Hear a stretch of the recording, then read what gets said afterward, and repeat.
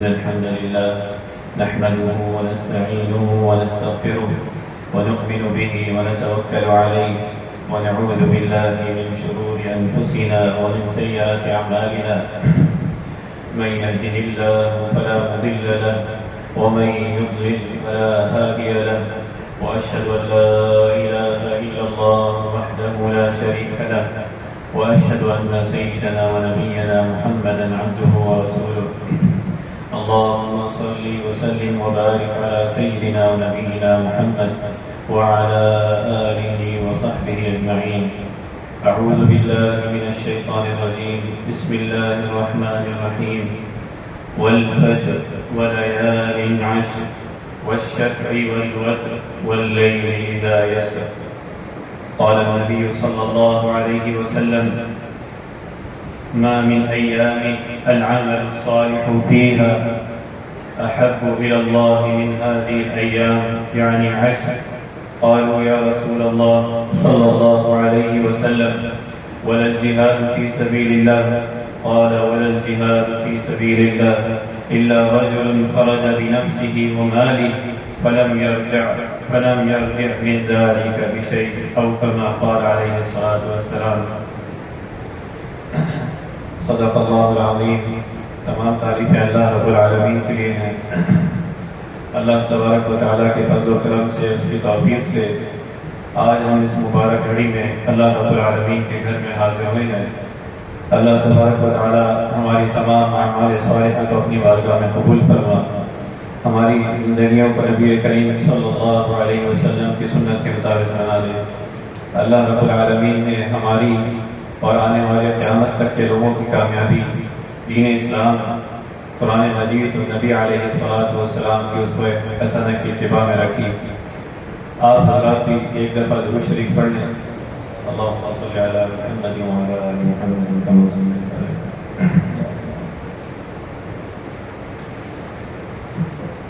اللہ رب العالمین کا ہم جتنا شکر ادا کریں، اس کی توفیق سے آنے والے اور یہ جو دن گزر رہے ہیں اس ماہ مبارک کے، ماہ ذوالقعدہ، یہ اشہر الحرم میں ہے، جس کا ذکر اللہ رب العالمین نے قرآن مجید میں فرمایا. اور اسی طرح آنے والا جو مہینہ ہے وہ بڑی فضیلت والا اور عظمت والا مہینہ ہے. اللہ تبارک و تعالی ہمیں اس مہینے کا اور خصوصاً اس مہینے کے پہلے 10 دن کے بارے میں جو فضیلت احادیث میں آئی ہے، اللہ تبارک و تعالی ہمیں صحیح معنوں میں اس کا حق ادا کرنے کی توفیق عطا فرمائے. اللہ رب العالمین کا یہ فضل و کرم ہے، یہ اس کی عنایت ہے کہ وہ ہم گناہ گار بندوں کو اپنی دنیا میں مشغولیات میں مصروف ہونے کے باوجود ہمیں بار بار ایسے مواقع عطا فرماتا ہے جس میں عمل کرنا، جس میں نیکی کرنا، وہ اللہ رب العالمین کیا اس کا اجر، اس کا صلہ کہیں زیادہ بڑھ جاتا ہے. جس طرح ماہ رمضان مبارک میں عبادت ہے، اسی طرح یہ آنے والا مہینے کے پہلے 10 دن اس کی احادیث میں بڑی فضیلت اور عظمت آئی ہے. اور اللہ رب العالمین کا یہ فرمان کہ فرمایا: والفجر ولیال عشر، قسم ہے فجر کی، ولیال عشر اور 10 راتوں کی. پھر فرمایا: واللیل اذا والشفع والوتر، اور جفت اور طاق کی. اور فرمایا: واللیل اذا یسر، اور رات کی جب وہ چلتی ہے. مفسرین نے والفجر، قسم اور ولیال عشر کے بارے میں یہ ذکر فرمایا کہ یہ 10 دن جو ہیں یہ ماہ ذی الحجہ کے پہلے 10 دن ہیں، جس کی فضیلت، جس کی عظمت اللہ رب العالمین نے اپنے کلام میں خود خالق کائنات نے قسم کھا کر اس کی عظمت اور اس کی اہمیت کو اجاگر کیا ہے. والفجر ولیال عشر. تو اس میں عبادت کرنا، اس میں اللہ رب العالمین کا قرب حاصل کرنا، اس موقع کو غنیمت جاننا، یہ سلف صالحین، یہ اہل ایمان کی نشانی ہے کہ جس طرح وہ ان ایام میں حاجی جو ہے وہ حج کے لیے جاتا ہے، سفر حج کرتا ہے، اسی طرح باقی مسلمان جو ہے وہ اس کی فضیلت، اس کی عظمت کو جان کر وہ اس میں عبادت کرتے ہیں، اللہ رب العالمین کا ذکر کرتے ہیں، تسبیح کرتے ہیں، تلاوت قرآن، روزہ. تو فرمایا کہ اس لیے ان 10 دنوں کو عظیم قرار دیا ہے، افضل الایام الدنیا، کہ اللہ رب العالمین نے ان 10 دنوں میں کافی سارے عبادات کو جمع کر دیا ہے. قربانی اور عرفہ کا دن اس کی حج کے لیے اہم ترین دن جو عرفہ کا، پھر اس طرح تسبیح، تحلیل، اللہ رب العالمین کا ذکر کرنا، روزے کی فضیلت، اہمیت. اس لیے حدیث میں جو آیا افضل الایام الدنیا ایام العشر، دنیا کی زندگی کے بہترین دن جو ہیں وہ اس ماہ ذی الحجہ کی ابتدائی 10 دن ہیں. اس میں ساری عبادات کو اللہ رب العالمین نے جمع کیا ہے. اب ضرورت اس چیز کی ہے کہ وہ فضیلت و عظمت کو سمجھ کر وہ اس میں کوشش کرے اللہ رب العالمین کا قرب حاصل کرنے کی، وہ ان دنوں کی، اس 10 دنوں کی صحیح معنوں میں حق ادا کرنے کی وہ کوشش کرے اور اللہ رب العالمین کو راضی کرنے کی کوشش کرے. فرمایا عشرہ ذی الحجہ کی فضائل میں سے آپ علیہ السلام نے فرمایا افضل ایام الدنیا ایام العشر، یعنی عشرہ ذی الحجہ، کہ دنیا کی زندگی میں بہترین ایام جو ہے وہ 10 دن یعنی عشرہ ذی الحجہ کے سب سے زیادہ افضل ترین دن ہیں. اور اسی طرح جو حدیث میں نے آپ کے سامنے ابتدا میں پڑھی کہ آپ علیہ السلام نے فرمایا عمل صالح کے لیے یہ ایام یعنی ماہ ذی الحجہ کے ابتدائی 10 دن اللہ کے نزدیک سب سے زیادہ محبوب ہے. تو صحابہ کرام رضوان اللہ علیہم اجمعین نے پوچھا یا رسول اللہ صلی اللہ علیہ وسلم، کیا اللہ کے راستے میں جہاد کرنا بھی اتنا محبوب نہیں ہے؟ تو آپ صلی اللہ علیہ وسلم نے فرمایا کہ اللہ کے راستے میں جہاد کرنا بھی اتنا محبوب نہیں ہے. آپ نے فرمایا سوائے اس کے کہ انسان اپنی جان و مال ساتھ لے کے نکلے اور پھر کسی بھی چیز کے ساتھ واپس نہ لوٹے، یعنی وہ اپنی جان بھی اللہ کے راستے میں اور اپنا مال بھی اللہ کے راستے میں لگا دے. اس کے علاوہ کوئی ایسا شخص نہیں ہے جو اس کمال دنوں کی عظمت و فضیلت اور اس کے عبادت کے مقام و مرتبے کو پہنچ سکے. فرمایا یعنی مال بھی اللہ کے راستے میں خرچ کر ڈالے اور اللہ کے راستے میں جان بھی دے دی، شہید بھی ہو گیا. اس کے علاوہ جو اللہ رب العالمین نے ہم سب کو یہ اللہ رب العالمین یہ دن عطا فرمائے 10 دن، ہر بندہ اپنی استطاعت کے مطابق اللہ رب العالمین کو راضی کرنے وہ اعمال صالحہ کرتا ہے. وہ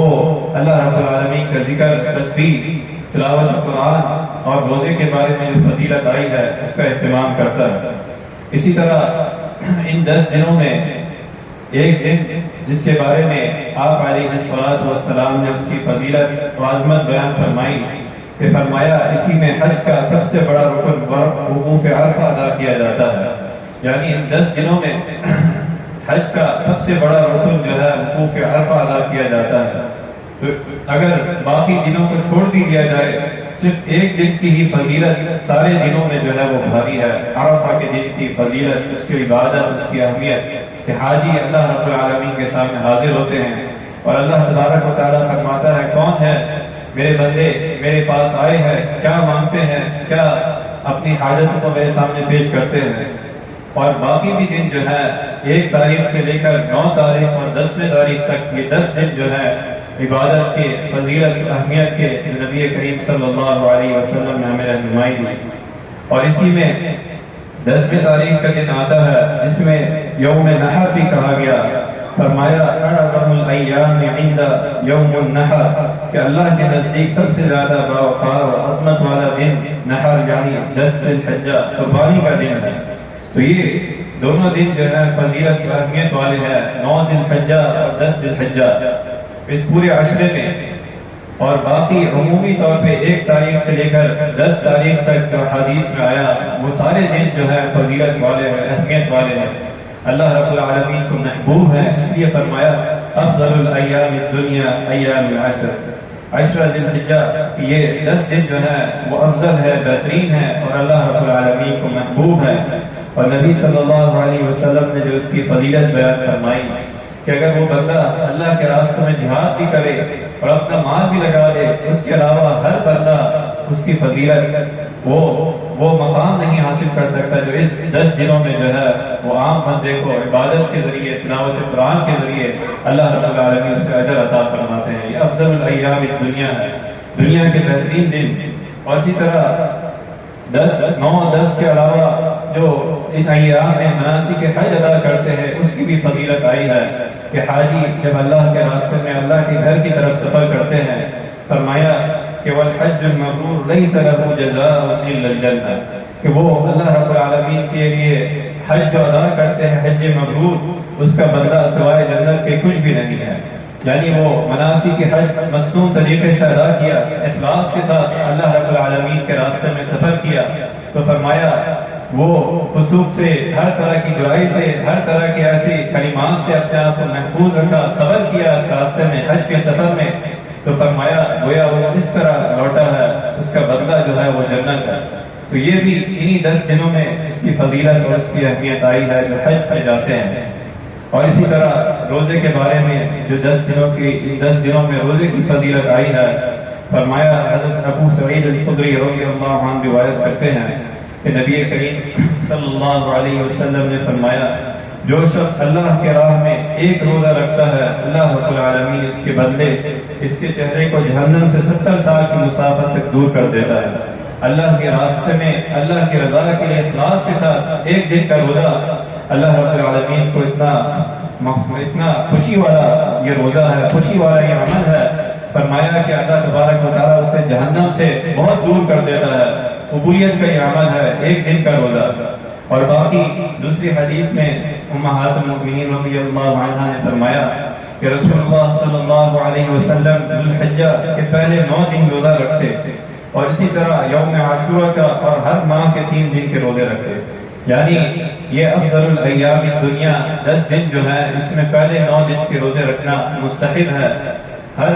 اہل ایمان کو اس کی فضیلت سے استفادہ کرنا چاہیے کہ اللہ رب العالمین کی مطلوب ہے۔ ایک روزے کی فضیلت بیان فرمائی کہ اللہ رب العالمین اس کے ہاں قبولیت ہے، اور وہ کتنا جہنم سے جو ہے اس کو دور کر دیتا ہے، اس کے لیے اجر ہے۔ فرمایا اگر وہ ہر روز یہ روزہ رکھے، 9 دن اس کا اہتمام کرے تو یہ مستحب ہے، اللہ رب العالمین کو پسند ہے۔ اور ان 9 دنوں میں بھی خصوصاً نبی صلی اللہ علیہ وسلم کی سنت اور اس کی فضیلت اور اہمیت عرفہ کے دن کے روزے کے حوالے سے بیان فرمائی۔ فرمایا صوم یوم عرفہ احتسب علی اللہ ان یکفر السنة التي قبلہ والتي بعدہ،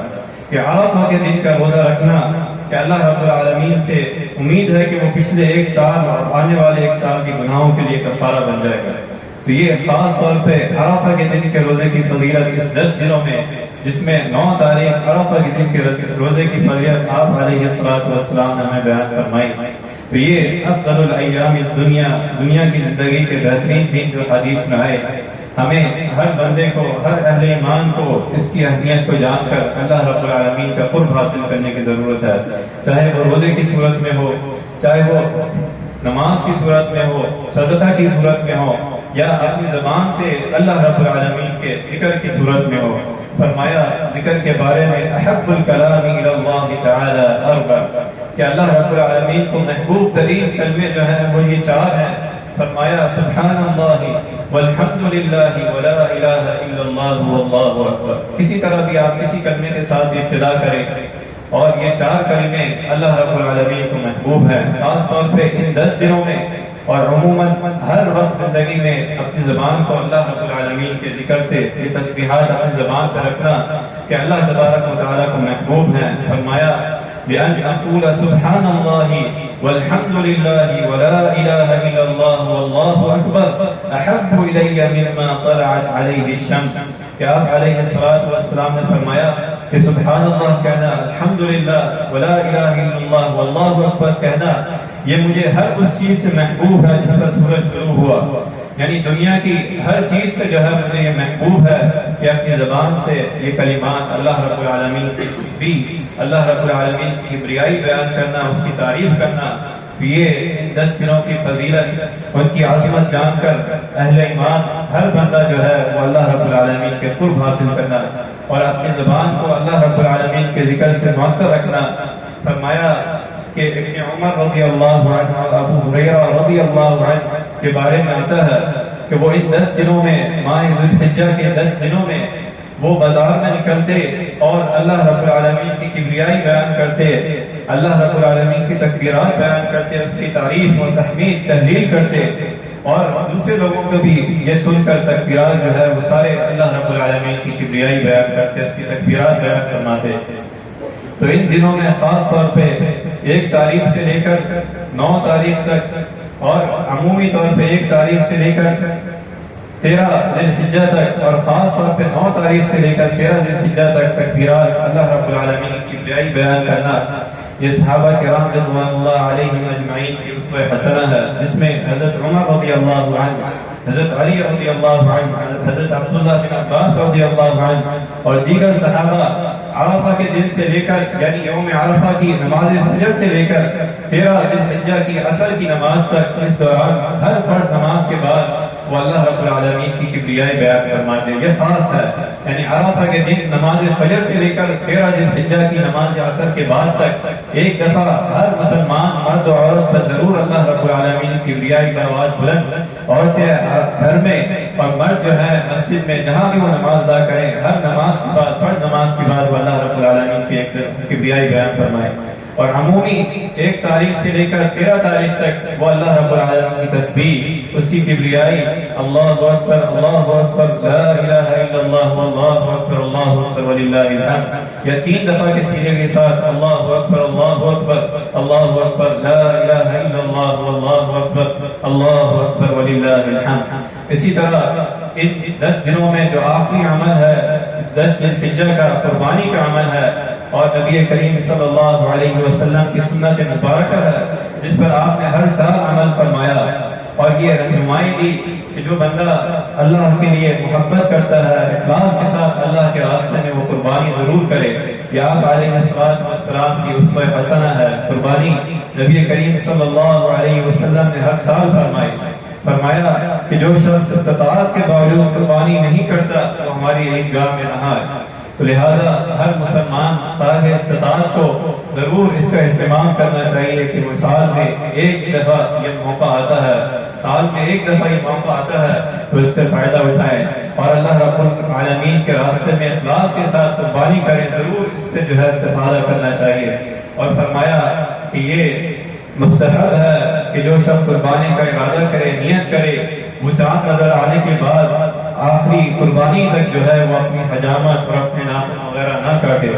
حضرت ام سلمہ رضی اللہ عنہا بیان کرتی ہیں کہ نبی کریم صلی اللہ علیہ وسلم نے فرمایا من رأى هلال ذی الحجہ واراد ان یضحی فلا یأخذ من شعره ولا من اظفاره، کہ جو شخص قربانی کا ارادہ رکھتا ہو وہ ذی الحجہ کا چاند دیکھنے کے بعد نہ حجامت بنوائے نہ ہی اپنے ناخن تراشے۔ اور اس کی حکمت یہ بیان فرمائی، اس کی حکمت فقہا نے یہ بیان فرمائی کہ جو حاجی حج کے سفر میں اللہ رب العالمین کی رضا اور اس کی خوشنودی کے لیے جاتے ہیں، ان